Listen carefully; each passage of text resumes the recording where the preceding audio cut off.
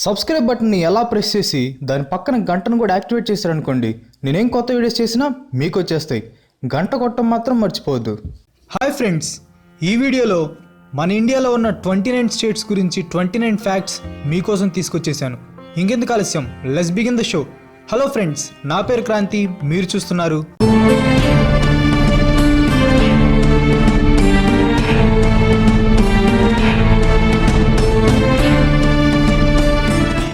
ఆంధ్రప్రదేశ్.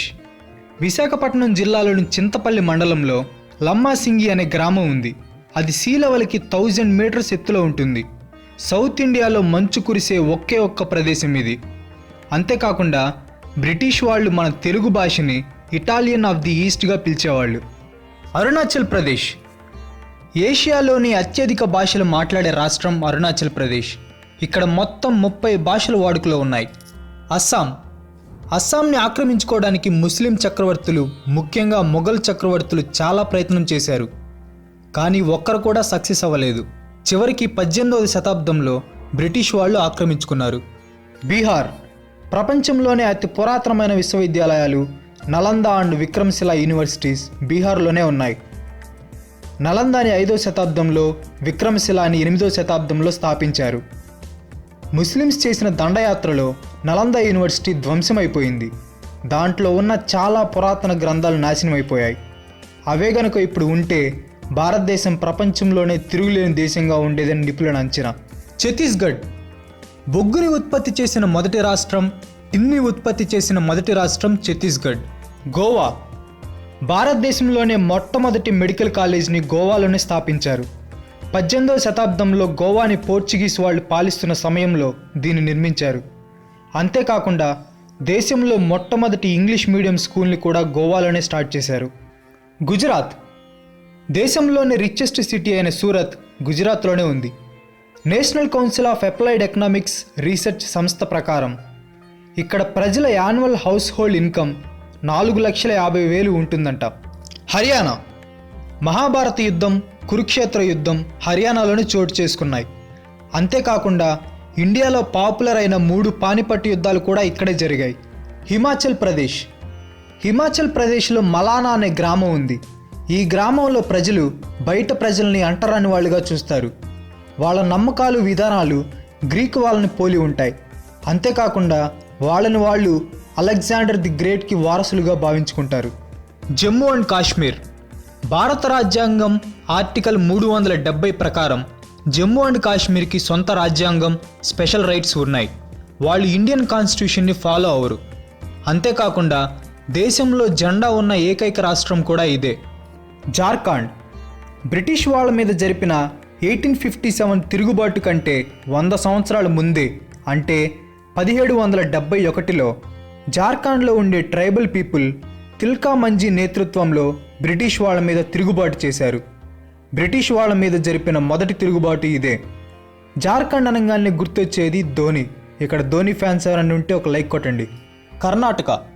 కర్ణాటకలోని మైసూర్లో ప్రతి సంవత్సరం దసరాని 10 రోజుల పాటు అట్టహాసంగా చేస్తారు.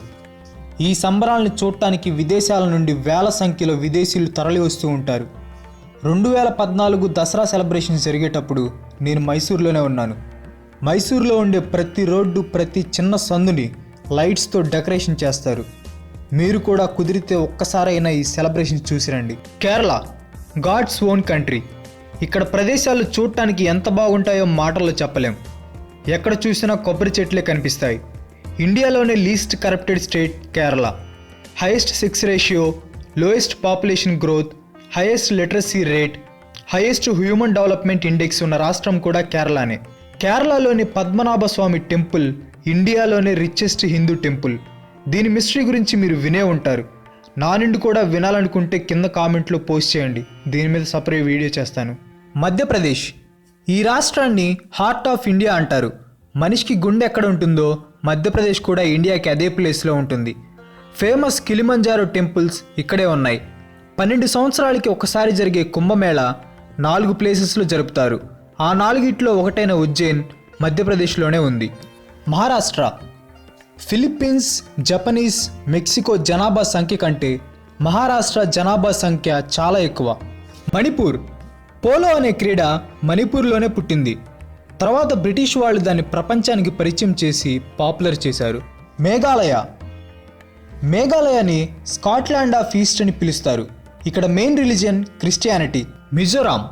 మిజోరాంలో 1959లో ఒకసారి మౌతం అనే కరువు వచ్చింది.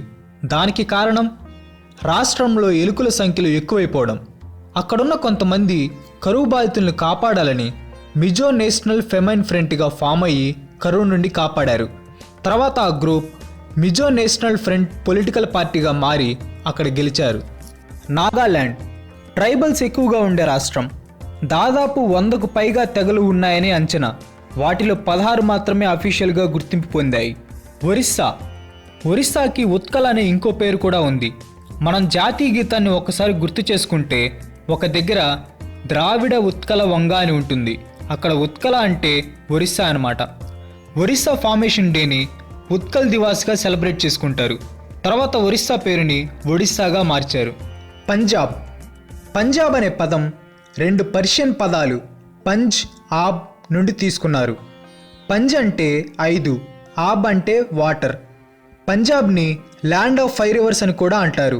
1947లో దేశానికి స్వాతంత్రం వచ్చినప్పుడు పంజాబ్లో ఎక్కువ భాగం పాకిస్తాన్కి వెళ్ళింది. ఆ తర్వాత 1966లో పంజాబ్ రీజన్ని పంజాబ్, హర్యానా, హిమాచల్ ప్రదేశ్గా విడదీశారు. రాజస్థాన్లోని బాగ్రా ఫోర్ట్ 17వ శతాబ్దంలో రాజుల కోట. ప్రస్తుతం ఇది ప్రపంచంలోనే అతి భయంకరమైన హాంటెడ్ ప్లేసెస్లో ఒకటి.